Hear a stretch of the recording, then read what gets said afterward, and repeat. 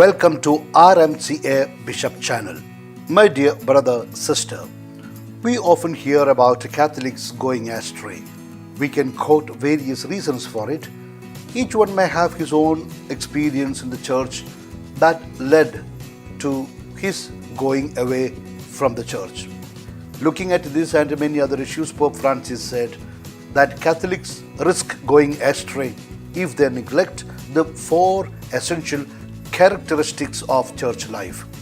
In his address on November 25th, 2020, Pope said that the four fundamental qualities were present in the early church as described in the book of the Acts.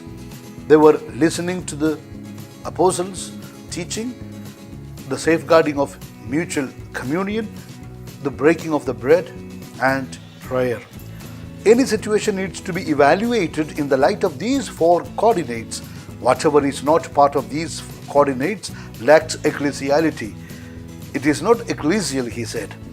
It is God who created the church, not the clamor of works. The church is not a market. The church is not a group of business people who go forward with a new business. The church is the work of the Holy Spirit, whom Jesus sent to us to gather us together. In his audience address, the Pope continued his cycle of catechesis on prayer, which he began in a few months ago. Speaking via live stream from the library of the Apostolic Palace, due to coronavirus restrictions, he noted that the first Christians did not neglect prayer even though they were on the move.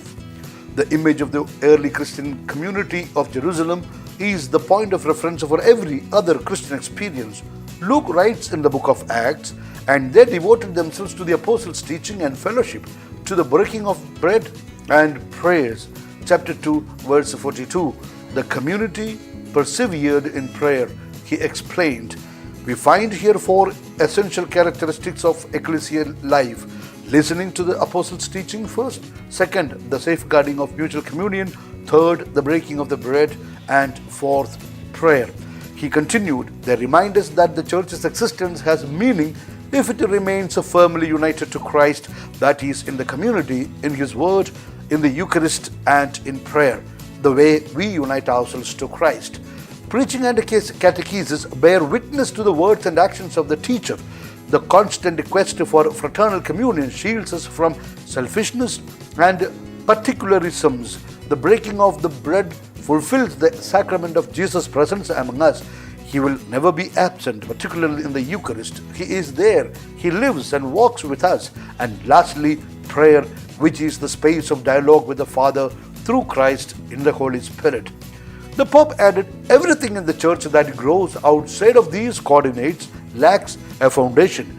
To discern a situation, we need to ask ourselves about these four coordinates. How in this situation, these four coordinates are present.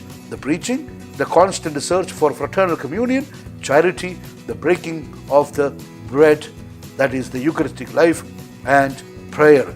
Speaking of the cuff, the Pope said it pained him when he encountered communities that neglected the four authentic hallmarks of the church. At times, I feel tremendous sadness when I see a community that has goodwill but takes the wrong road because it thinks that the church is built up in meetings as if it were a political party, he said. But the majority, the minority, what do they think about this, that, and the other? And this is like a synod, the synodal path that we must take, I ask myself. But where is the Holy Spirit there? Where is prayer? Where is communitarian love? Where is the Eucharist? Without these four coordinates, the church becomes a human society, a political party, majority, minority. Changes are made as if it were a company according to majority or minority. But the Holy Spirit is not there. And the presence of the Holy Spirit is precisely guaranteed by these four coordinates. The four coordinates can be used to judge whether a situation is truly ecclesial, he said. If any of the coordinates is lacking, then the Holy Spirit will also be absent. If this is lacking, the Holy Spirit is lacking, and if the Holy Spirit is lacking, we are a beautiful organization, humanitarian, doing good things, good, even an ecclesial party. Let's put it that way. but it is not the church, he said. It is not for this reason that the church does not grow with these things. It does not grow through proselytism as any other company. It grows by attraction. And who provokes attraction? The Holy Spirit.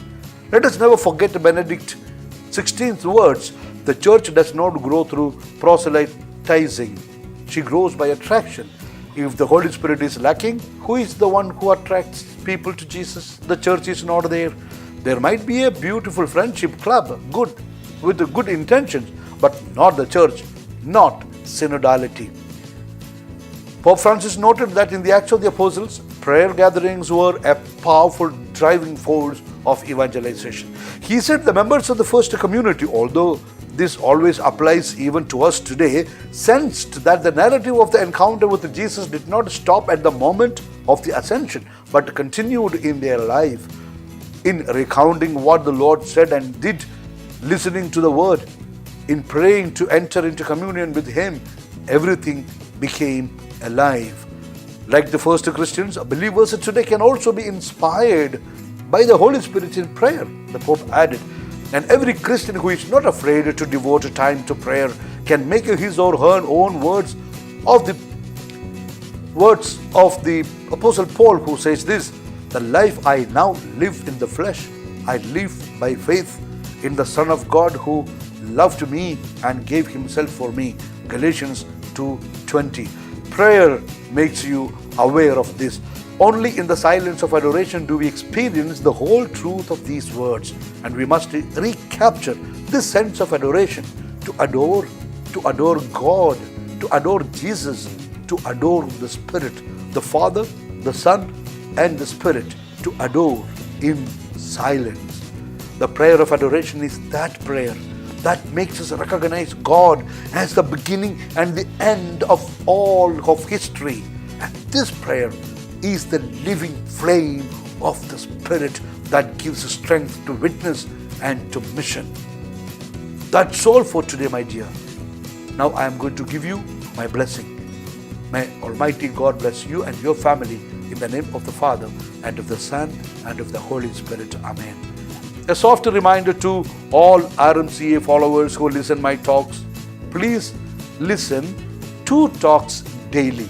It will help you and you will stay blessed. Please do keep me also in your valuable prayers. Please look at the screen of your mobile now and see if the word subscribe is still in red color. Please gently touch it and make it black. Thank you. Now may I request you for a help? Please kindly send this talk only to your selected 5 friends who probably may appreciate and benefit from it, because Jesus said, don't throw pearls in front of pigs.